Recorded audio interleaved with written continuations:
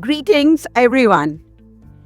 As a teacher, have you ever faced a situation where you have been working through the night preparing for your lesson plan and all the questions that you expect to ask your students, and you have this visualization that majority of them will be able to answer, and that's how your concept development would continue in the classroom? But when you come to the class, what do you see?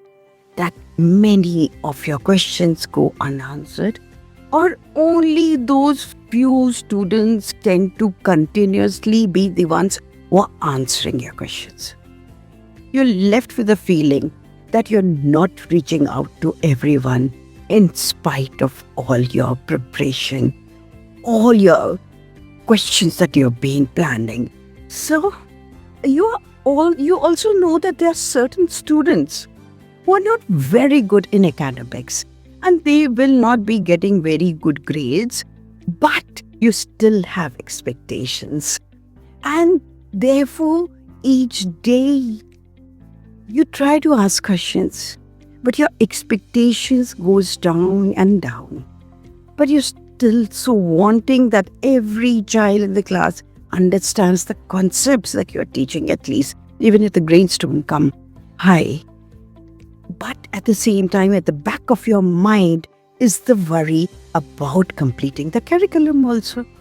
There are ways in which different questions can be asked, and there are different types of questions which can be framed so that children who are not academically sound also answer many of them.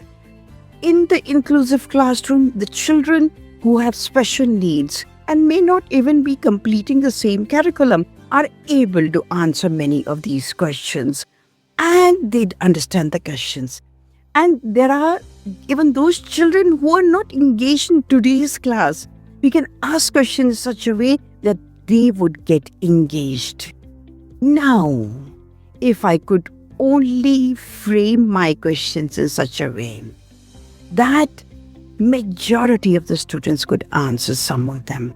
After all, facilitating a student to respond, answer question is also a very good way of engaging the students in learning the concept for that particular day. For example, if the topic that you are going to focus on in today's classroom is vitamins for class 10th.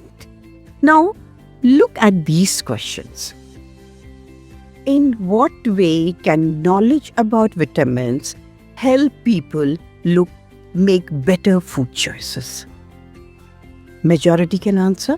What might happen if people relied only on processed food for a long time? Or, what all did you eat for breakfast today? Simple. Now, these are very simple questions which almost any student of class 10th will be able to give you a fair enough good answer.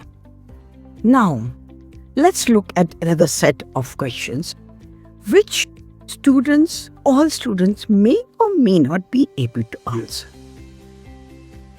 Can you give an example of a food that contains more than one vitamin?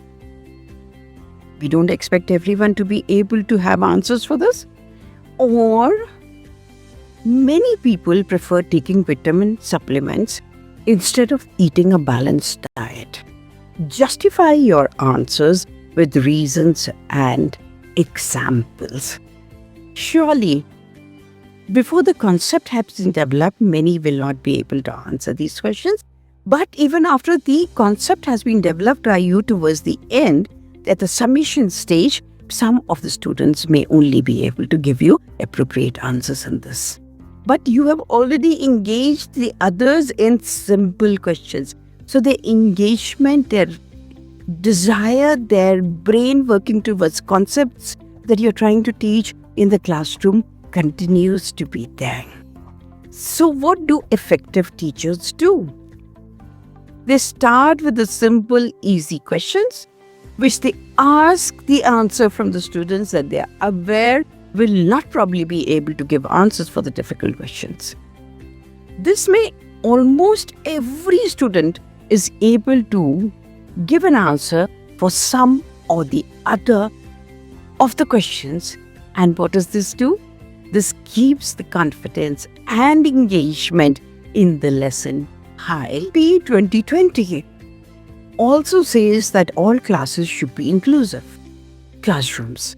So there will be children with diverse needs and special needs in your classrooms. As educators, we also are very aware of the bell-shaped curve. And we know that in any classroom, there will be children with different levels of intelligence, different aptitudes, interests, capabilities, and other diversities. Yet, as an effective teacher, if I need a high level of engagement, I should be able to connect and reach out to possibly all the students in my classroom.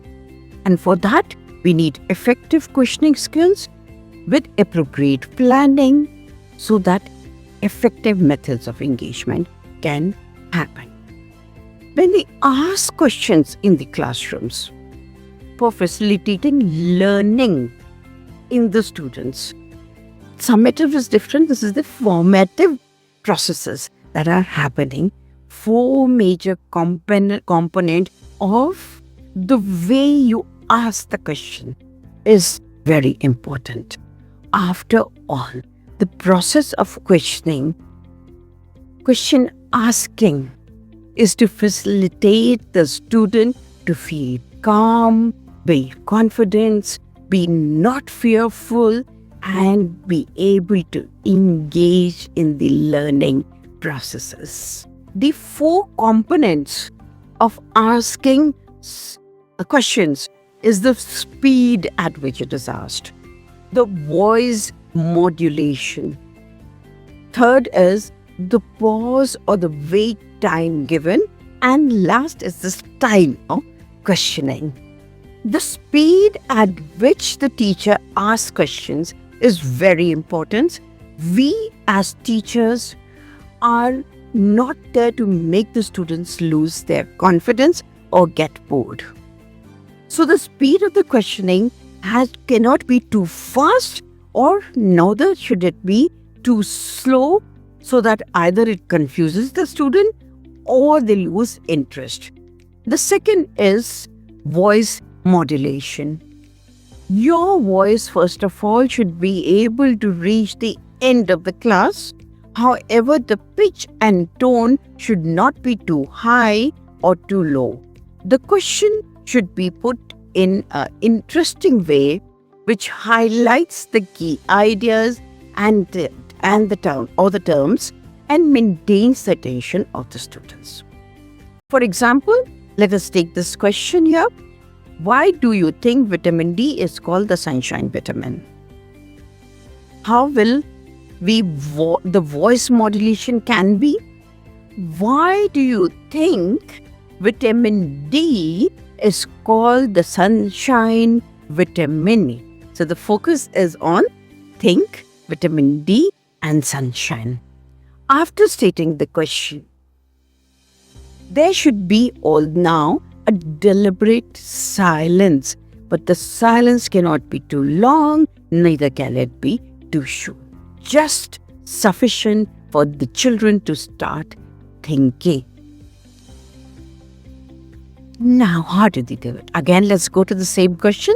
Why do you think vitamin D is called the sunshine vitamin? It could, when you want the appropriate silence, it could be something like, why do you think vitamin D is called the sunshine vitamin? Akshat, would you like to answer? What did I do in this? There was a silence, but the silence also had my non-verbal actions happening. Me moving my face, my eyes across the classroom. So everyone is thinking. And then I point to someone. If the same thing is done, if the silence is too large, then the engagement goes down and there is a lot of noise in the classroom and the children start off with, "Ma'am, should I answer? Ma'am, should I answer? Sir, should I answer?" And it becomes chaotic. So we need to use questioning styles which everyone has answer for and others which need more concept developed. Also remember, if a child is not paying attention in your class, it is not the fault of the student. It is I, the teacher, who has not been able to sustain that attention. The questions also need to be like a development of a story, with some questions which are general questions, others which take the concept, the class into deeper and more reflective. And finally, the Eureka question, when the class feels, yes, we've got it, we've understood the concept. So, the different type of questions which I, the teacher, can ask in the classroom includes the open-ended questions, the closed-ended questions, the funnel questions, the probing questions, the leading questions, and the loaded questions. We will take all of these questioning styles in the next video.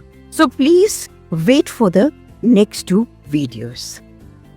I have also been requested by some of the viewers that my videos should be both in Hindi separately and in English separately.